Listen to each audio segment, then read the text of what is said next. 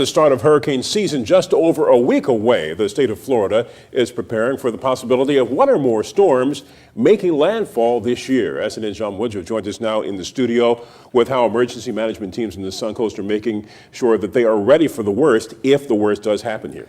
Well, Mike, emergency operations centers in Sarasota and Manatee County ran hurricane simulations today, letting emergency response teams see what managing a real disaster would be like.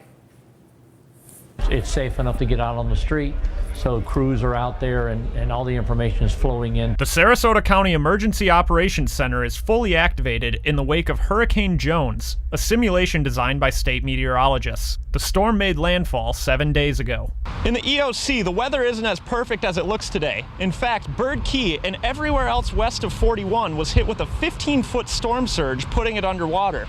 And emergency crews are just now getting out there to assess the damage. So all the lift stations, sewage plants, electrical stations, all of those things could have some damage. Heading north into Manatee County shortly after 11 a.m., the only traffic on these roads is first-in teams clearing the road of debris. It's all hands on deck at the Manatee County EOC, with over 200 people filling 18 ESF stations. We've had several hospitals that had various damage.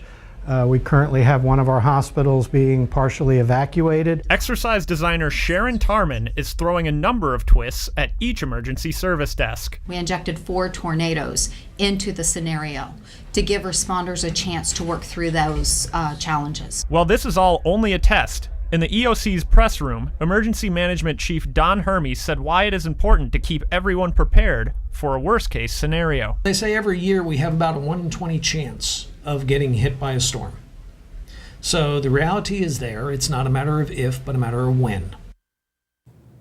Now, Mike, Sarasota County has a number of resources that you can use to help prepare for a hurricane. In addition to this guide, which you can pick up at any Sarasota County library or at the county building, they will also be hosting a hurricane preparedness seminar Tuesday from 6 to 8 p.m. at Bayfront Park. All right, now that looks like it's going to be very informational. What if you can't get there? What kinds of things should people, for example, have around the house? Well, the most important thing to keep in your house is a hurricane preparedness kit, and in that kit you'll need water, food, and medications that'll last you 3 days. And it's also a good idea to have batteries and flashlights in the event of a power outage. You never know what you might need, so again, it's good to be prepared. Always be prepared. Thanks, John.